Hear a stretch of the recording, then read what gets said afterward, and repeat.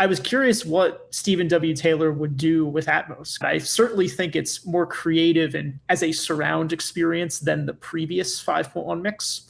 Yeah. But I think I like the sound of the old 5.1 mix better. There's just something about that feel of the original mix that just seems right to me. And I would say to our viewers, especially people who are big fans of this record, my recommendation would be to stream it first. Greetings, Ian here, and welcome back to my YouTube channel. So today, my esteemed colleague Jonathan Cornell joins us once again from immersiveaudioalbum.com. And today, we're going to be discussing the new Dolby Atmos mix of Fish Out of Water, the Soul solo album from Chris Squire. Although he did have, I think, a Christmas record later on. But this is a rather interesting release because, as Jonathan, you had pointed out, I think in a prior video, there was a 5.1 mix done of Fish Out of Water by Jocko Jaksic, and it's really only been, I mean, it's less than 10 years ago that 5.1 mix came out. Funny enough, if the rumors are to be believed, there was actually another version attempted even before Jacko's version. So from what I've read online, Tim Wiedner, who did the first 5.1 mix of Yes's Fragile, the one that came out on DVD in like 2001 or 2002, the rumor was that he did a 5.1 mix of Fish Out of Water like while Chris Squire was still alive. That was rejected or ultimately shelved, and they ended up redoing it with Jacko. And that was the version that came out first on DVD in that big box set in 2018. Yeah. And then there was a standalone Blu-ray that came out in 2020. In the course of this video, I think I would like to try and inform our viewers as to whether, let's say they already have the Jocko mix, is it worth getting the Stephen W. Taylor mix? And in order to have this discussion, I have listened to the Jocko mix a couple of times, but I've also returned to this Japanese edition released in 1990. Which a friend and viewer of the channel, Eric, has recommended to me as a really nice sounding version, and I happen to agree. I want to preface my comments about this mix by saying that I'm coming to this album for the first time. I didn't hear it like 10 or so years ago when I first got into Yes and prog rock, and I first listened to it when I heard that the new version was coming out. So I heard it in the multi-channel version first, had difficulty connecting with the 5.1, and then moved on to the Atmos version, and I was kind of disappointed in some ways with the new Dolby Atmos version. And to be honest with you, it wasn't until I went back and listened to this original mix that I went, oh, so that's what Chris was trying to do. Well, the first time I heard it was when the Jocko 5.1 mix came out. So it's not like, this isn't an album that's like personally special to me. It's not one that I was familiar with. I like it though. Like I enjoyed it the first time I heard it. So I'm of the opinion that the previous 5.1 mix wasn't as bad as people say it is. Yeah. I know a lot of people have been very critical of a lot of the surround mixes he's done, particularly the Emerson, Lake, and Palmer ones. Yeah. And I haven't heard his mix of Brain Salad Surgery, so I can't comment. But I agree the trilogy mix isn't that good. Sure. I have the DVD-A. I'm also just not that big of an ELP fan. So, you know, take that for what it's worth. But my problem with the previous 5.1 mix is that it would get like pretty harsh sounding. Yeah. Like there's some passages in this album, like particularly in that song Silently Falling. Yeah. There's this crazy like instrumental break in the middle of it where it sort of builds up to this crescendo. Yeah. And the cymbals are like deafening in the Jacko mix. Like you really like have to back off the volume. And then some of the other like mellower songs like Lucky 7, I think sound pretty good. Yeah. So kind of what I was hoping for in this new version is, of course, you know, creative placement of all the parts in the expanded soundstage that Atmos offers. You know, there's a lot of stuff on this album. There's the orchestra, there's the keyboards, saxophone. There's lots of stuff you could put, you know, in, for me, 11 speakers. So I was hoping, yes, for sort of creative placement of the parts, but just to kind of tame the top end, like a sort of warmer sounding version. Because the original stereo version sounds fine, right? Yeah. And what I was surprised to find is that a lot of people pointed out that in the 5.1 mix, there was a lot of like deleted stuff added back in. Yes. Like it's evident listening to the surround mixes versus the stereo that they recorded a lot of stuff that was ultimately omitted from the original, mostly the string parts.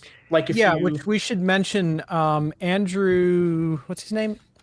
Andrew Price Jackman. Jackman, who was a colleague of Chris's going back to their band, The Syn, S-Y-N. And he's kind of the co-producer of this record as well as the arranger. And Andrew's orchestral arrangements are used very decisively in the original mix. And I'm sorry to interrupt, but the original mix to me is everything I would want out of a Yes Man solo record, especially a Chris Squire solo record, because the original mix puts Chris's bass up front, almost like a lead guitar, like would function, and Bill Bruford, and everything else is pushed back.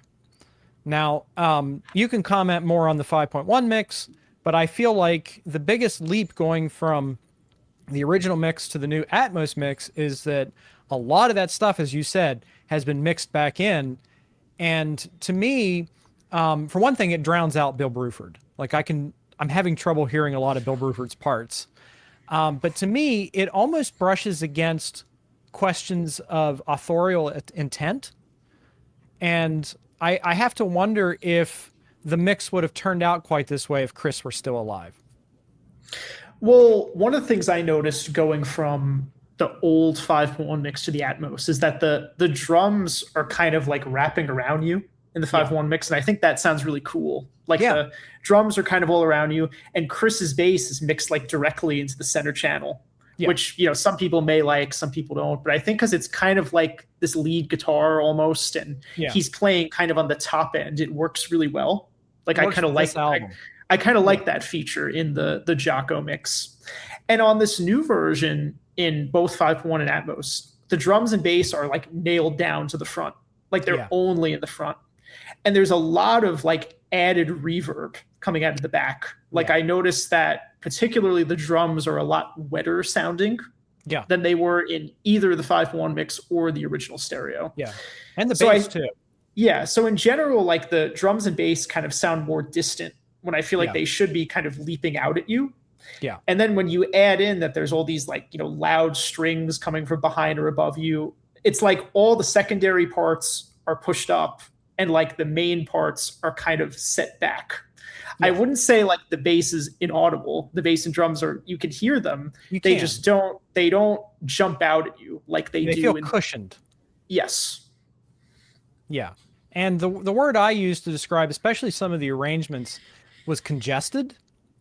Like I'm thinking about, I believe it's the song Silently Falling, or maybe it's Lucky 7 that's got a lot of Mel Collins sax work kind of coming in with the orchestral arrangements. And it all just kind of sounds like it's got a head cold to me, or like a bad allergy day. And in addition to the reverbs, it's also kind of got a strange EQ, in my opinion. And I don't know if mid-rangey is quite the word, but it just doesn't, it's not punchy the way I wanted. And going back to the stereo mix, I was hearing so much detail, and especially Chris's performance, that I'm just not picking up in this new Atmos mix. Now, in theory, the idea of taking this album and mixing it for multi-channel and including all of those orchestral parts that were left out is intriguing. I think it's an interesting idea. It's just that to kind of trade off this way, to where the arrangements are overtaking the yes men, so to speak, I find rather disappointing. And there's just something about, and this is an intangible quality, there's just something about that feel of the original mix that just seems right to me. And this isn't a like a Lamb Lies Down on Broadway situation where I know the record by heart, I love it, and any small change is going to fly up on my radar. That's not the situation at all. In this case, I've reversed engineered myself into preferring the original mix because I came at it from listening to the multi-channel mixes first. So I would say to our viewers, especially people who are big fans of this record, my recommendation would be to stream it first and kind of make up your own mind. You can stream the Atmos mix on Apple Music. Yeah, it's worth pointing out. Yeah.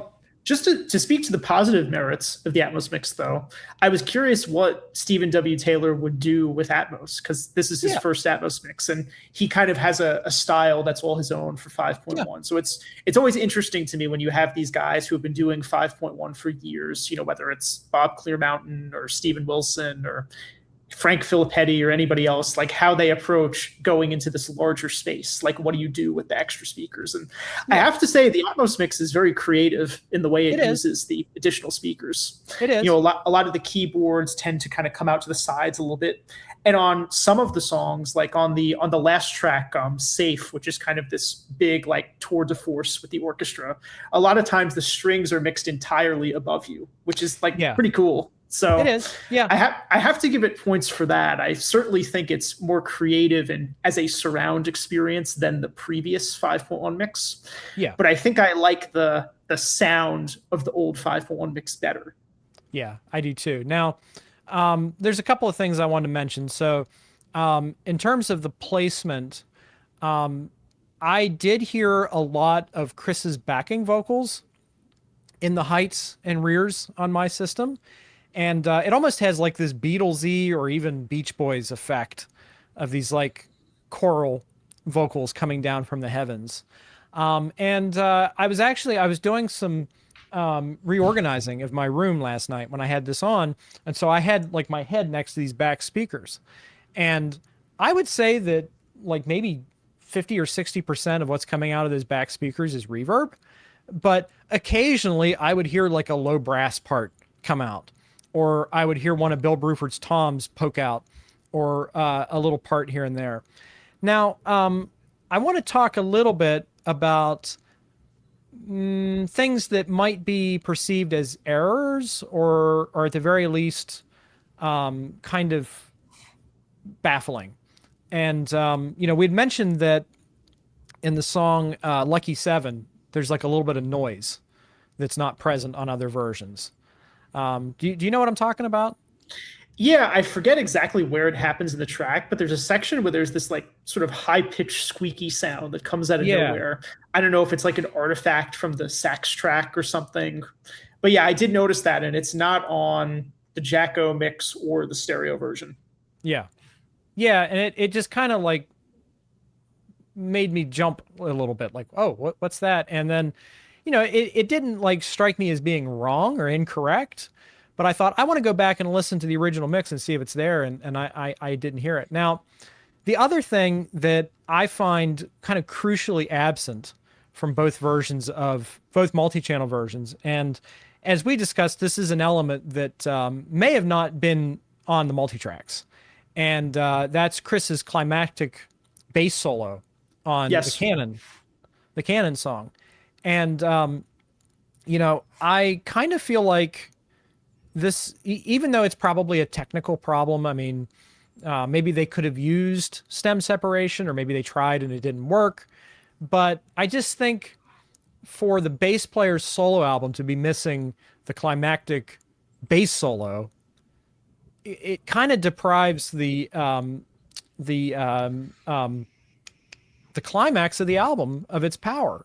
To me. Well, it's weird because like for the last like minute and a half, the orchestra just repeats the same pattern. Like it just, it's like without that part, it doesn't really make sense. It doesn't make sense. Now, the fact that this was missing for both remixes of this album suggests to me that the part was not on the tapes. Exactly. Yeah. And there's been a lot of debate about this online. People have different theories about why that could be.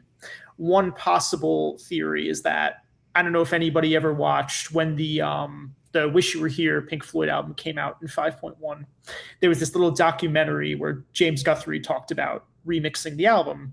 And he mentioned that in the song Shine On You Crazy Diamond, there was a Rick Wright like synth lead that wasn't on the tape. And they realized the way it was done originally was that the part was played as the original, like it was played over the original stereo mix. So they had already mixed the album to stereo, and then they realized, like, I don't know, like this part sounds kind of empty. We need an extra synth part. So they literally had Rick Wright playing live on top of the original stereo mix. Yeah. So as a result, this part only exists on the stereo master, but not on the multi-track. Correct. So I think that's one possibility as to what happened with this. But I'm not sure. It would be interesting. I know Stephen W. Taylor posts a lot on both the Hoffman and Quadraphonic Quad forums if he had any insight into this. But yeah. I mean, you can't really blame them for not including something that wasn't on the tapes. No. And the stem separation, I would be surprised if they didn't try it. But sure, you know, it's not a magic bullet that can solve every problem. No, you're absolutely correct. And you know, it's possible that it just didn't work. Or maybe it sounded too artificial. I don't know. Maybe there's two bass parts going on at the same time. Like there's like a rhythm bass and then like a lead bass. And maybe it just wasn't possible to decouple them. But I just wanted to point it out that to me, it means that ending loses its context for me. And it definitely makes it an inferior version of the album. I mean, overall, and I'm not pointing any fingers. And by the way, I should have said this at the start, but I think Stephen W. Taylor has done some brilliant work. Me too. And you know, he's one of my very favorite engineers. And I could just point to the Van der Graaf Generator albums that he rescued. I think his work on those was revelatory. It makes me wonder if maybe there was nobody to kind of test these mixes or to check them, and if maybe like an early draft or something like that was released, like, oh, there it is, let's just put that out, because I feel like this mix could have done with a little bit of fine-tooth combing. Now, a few other things I want to mention about this Blu-ray is that I'm again disappointed in some regards with the product itself, because there is no original mix included on this esoteric Blu-ray, and I feel like, you know, that doesn't make any sense. They obviously would have had room to include it.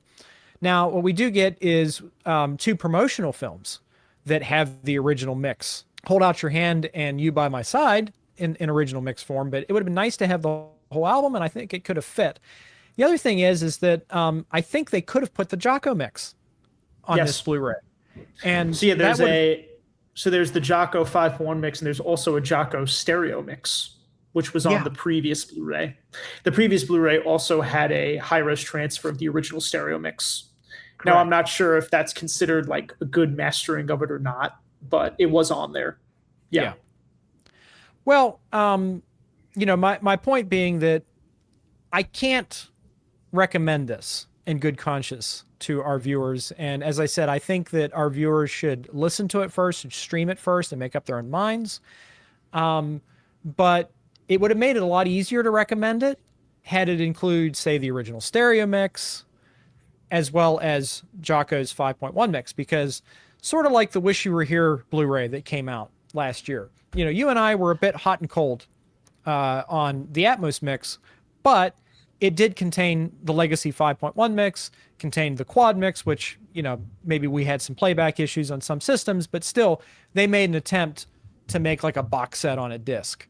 Yeah. And that would have gone a long way for me with this new esoteric version, to kind of make it like, okay, so we have a new Atmos mix and it's kind of an alternative version of the album, but you still have the original here. So it's like, if you only own one version of the album, make it this one.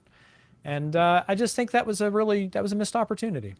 Yeah, I mean, the question for me was like, what I was hoping is, was this going to make my old Blu-ray with the Jocko mixes obsolete? Yeah. And for me, I would say no. Yeah. I think even though there are some aspects of the Atmos mix that are more interesting than the old 5.1. I think if I had to choose, I would still continue listening to the old 5.1 mix, even though there are things I don't like about that mix either. Yeah. Well, I mean, for me, I think I'm going to be exploring this one more, the original. And I say this as somebody who's a big Atmos head. More often than not, when Steven Wilson remixes, say Yes or Jethro Tull, it becomes my definitive version. And unfortunately, in this case, I think the original is still the definitive version. So, you know, for the viewers at home, all I have to say is make up your own mind on it. You know, you take our comments under advisement, but make up your own mind. I would just mention kind of the way I concluded my written review of this that came out a few weeks ago was I said like the ultimate version might have included aspects of both the Atmos and the 5.1. Yes. Because I really do think like the way that he placed things in the Atmos space in this was really well done. I would agree with that. And you certainly hear things that you didn't hear in the 5.1 mix, you know, in some cases because they weren't even there. Yeah. Like there's a string part in the song Hold Out Your Hand that is not on the previous 5.1 mix or the stereo mix. Yeah. In the case of Lucky 7, the added strings are on both versions, which are not on the stereo. Yeah. But yeah, if you're a fan of the album, I'd say it's worth listening to at the very least to just get a different perspective on the album. Yeah. But sonically, I think the best version is still the original stereo mix. Agreed. Yeah. Yeah. 100%. So yeah, for you folks at home, if you've had the chance to hear this, let me know your thoughts in the comments below. Do you have a preference between the original 5.1 and new Dolby Atmos versions? Also, don't forget to subscribe to the channel as well as Jonathan's channel. If you go down to the subscribe bar, you'll see that I am collaborating with the Immersive Audio Album YouTube channel on this video. And you can very easily subscribe to Jonathan's channel as well, and I would encourage you to do so. Jonathan has done some great interviews with Atmos engineers, most recently Bruce Sword and Steven Wilson. So as for you folks at home, I would encourage you to subscribe to my channel because the next thing we're going to be covering is the Roxy Music Flesh and Blood Dolby Atmos mix. And that video is going to be a sort of overview of the three kind of main catalog Roxy Music surround sound titles. And I'm hoping to put that out within the next couple of days. We're actually recording it on the same day as this video, so it should come out within the next few days. So if that's of interest to you, the only way to keep tabs on my channel is by subscribing. But until then, Jonathan, it's been a lot of fun discussing this record with you as always, and I look forward to talking some Roxy music with you very soon. All right, folks, thanks for watching, and you'll hear from me really soon. All right, take care. You too.